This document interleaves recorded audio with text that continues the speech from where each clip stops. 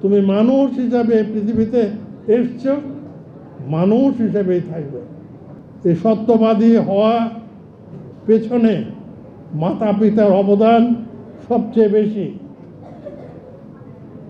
ছেলেটি বন্ধু বান্ধবের সঙ্গে মিশে পাশের বাড়ির আম গাছ থেকে আম পেড়েছে, বিচার এসছে, মেজাজ খারাপ হওয়া খুবই স্বাভাবিক।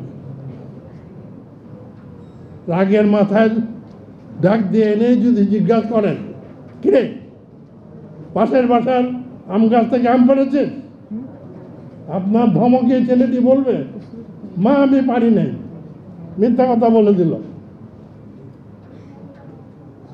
আর যদি বলতেন যে বাবা আরেকজনের গাছের আম তার অনুমতি ছাড়া পারাকে ঠিক, তাহলে আপনার ছেলেটি বলতো, মা অমুকের বুদ্ধিতে আমি এটা করেছিলাম, আমি পণ করলাম, আর কোনোদিন ওর আম গাছের নিচে আমি যাব না।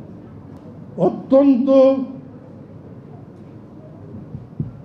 সুন্দর মন নিয়ে, অত্যন্ত আবেগপূর্ণ মন নিয়ে শিশুদেরকে সঙ্গে ব্যবহার করতে হবে।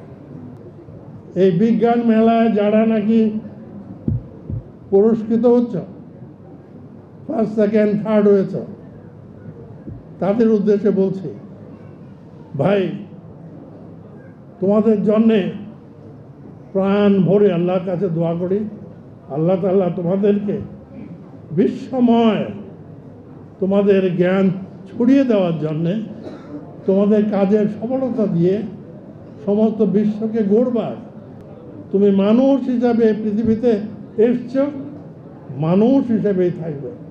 সুতরাং সেভাবে তোমরা চিন্তা করো, পৃথিবীকে ঘুরতে হলে সবার আগে নিজকে গড়ো। এই ব্রতকে, এই দাবিকে কার্যকরী করার দৃঢ় প্রত্যয় ব্যক্ত করে আজকের দিনের সবাইকে প্রীতি ও শুভেচ্ছা জানিয়ে আমি আমার বক্তব্য এখানে ইতি টানছি। আল্লাহ হাফেজ। আসসালামু আলাইকুম রহমতুল্লাহ ওয়া বারাকাতুহু।